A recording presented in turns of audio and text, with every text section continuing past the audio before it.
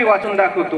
माय अहिल्या, माया तू आमच्याशी मन मनगट आणि मस्तक सशक्त असलेली भूमिकन्या आहेस। माय अहिल्या, तू आमच्या भूमीची मन मनगट आणि मस्तक सशक्त असलेली भूमिकन्या आहेस। तू इथले खरे लोकतत्व आणि तू इथले भूमितत्व आहेस।